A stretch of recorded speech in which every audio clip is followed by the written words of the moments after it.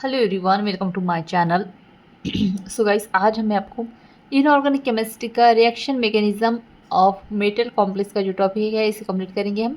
Most timely topic है, हमेशा exam में आता है, तो इसको आपको कंप्लीट करके जाना है। और एमएससी केमिस्ट्री और सेमेस्टर के नोट्स परचेस करने के लिए आप मुझे व्हाट्सएप पे मैसेज कर सकते हैं। डिस्क्रिप्शन में व्हाट्सएप नंबर शेयर कर दूंगी। तो चलिए वीडियो को स्टार्ट करते हैं।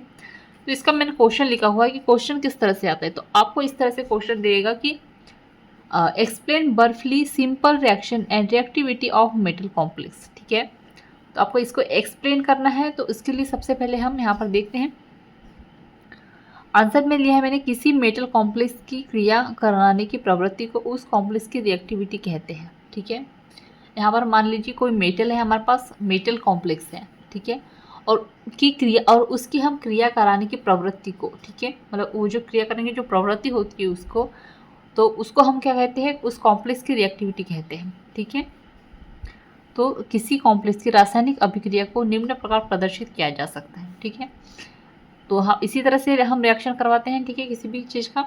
तो हम यहाँ पर ए बी सी से हम यहाँ करेंगे। तो मान लीजिए हमारे पास ए और बी है और टी हमारे पास क्या है, कंपाउंड है। ठीक है, उनकी रिएक्शन कराएंगे तो हमें क्या मिलेगा कि ए सी इधर जुड़ जाते हैं और बी क्या है, इधर आ जाता है। ठीक है, ऐसी रिएक्शन हमेशा आपने देखी होगी, ऐसे ही करते हैं। ठीक है, तो अभिक्रिया में भाग लेने वाले कारक, अभिक्रिया में भाग लेने वाले कारक को क्या कहते हैं, रिगेंट कहते हैं। तो ये क्या है, ये अभिकारक है। ठीक है, ये एबीसी जो क्या है, ये रिगेंट है।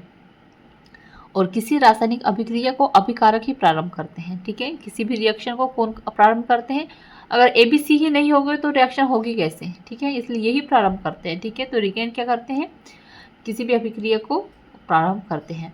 अब इस दौरान क्या होता है कि जो यह अभिकारक जो होंगे एक स्टेबल प्रोडक्ट में बदल जाते हैं। अब यहाँ पर देखिएगा ये क्या होंगे, ये जब रिएक्शन होगी इनकी तो ये क्या होंगे, एक स्टेबल प्रोडक्ट में क्या होंगे, बदल जाएंगे, जिससे अभिक्रिया समाप्त हो जाती है और यहाँ पे क्या होता है, अपना एंड हो जाता है रिएक्शन का। ठीक है, अब किसी रासायनिक अभिक्रिया में भाग लेने वाले रिगेंट निम्न प्रकार के हो सकते हैं। अब ये निम्न प्रकार से, अब इनके हम प्रकार देखेंगे। ठीक है, ये कितने प्रकार के होते हैं, तो इनके जो प्रकार होते हैं वो दो प्रकार होते हैं। तो फर्स्ट क्या है, सबस्ट्रेट। तो फर्स्ट में है हमारे पास सबस्ट्रेट। तो ये कैसे होते हैं, तो देखिएगा, वह स्पेसीज जिस पर रिगेंट आक्रमण करती है उसे क्रियाधार भी कहते हैं। ठीक है, वह स्पेसीज जिसमें क्या होते हैं, जो रिएक्टेंट आक्रमण करते हैं। ठीक है, सबस्ट्रेट में वह स्पेसीज जिस पर रिएक्टेंट आक्रमण करते हैं उसे क्रियाधार भी कहते हैं। सबस्ट्रेट की क्रियाशीलता अत्यधिक होती है। अब हम आगे देखते हैं। और यह जब इस रिएक्शन पर अटैक करता है तो यह एक स्थायी उत्पाद का निर्माण करता है। ठीक है, अब सेकेंड नंबर में है रिएक्टेंट। पहले तो था सबस्ट्रेट और क्या है दूसरा, रिएक्टेंट। तो वह स्पेसीज जो सबस्ट्रेट पर अटैक करता है, देखिएगा दोनों एक दूसरे के अपोजिट लिखना है आपको।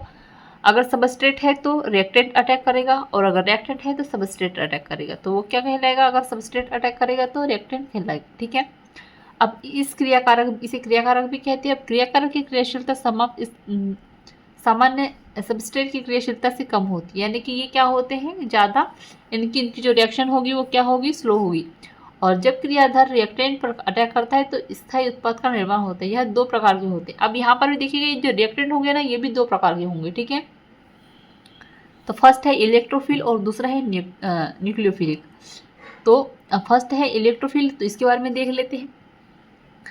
तो वे रिएक्टेंट जो ऋणावेशित से आकर्षित होते हैं। ठीक है, वैसे रिएक्टेंट जो ऋणावेशित से आकर्षित होते हैं, यानी नेगेटिव चार्ज से आकर्षित होते हैं, तथा यह सदैव नेगेटिव स्पीसीज पर अटैक करते हैं अथवा क्रिया करते हैं, जैसे कि Na+, K+, C+ आदि। ठीक है, अब आगे देखेंगे।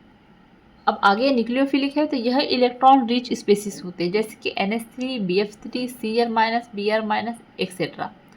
जब किसी कॉम्प्लेक्स में कोई सबस्ट्रेट किसी रिएक्टेंट पर आक्रमण करता है तो सीधे ही प्रोडक्ट का फॉर्मेशन नहीं करते, बल्कि इससे पूर्ण यह एक मध्यवर्ती अवस्था बनती है, जो इंटरमीडिएट या ट्रांजिशन स्टेट कहते हैं। ठीक है, तो यहाँ पे जो है हमारा टॉपिक एंड होता है।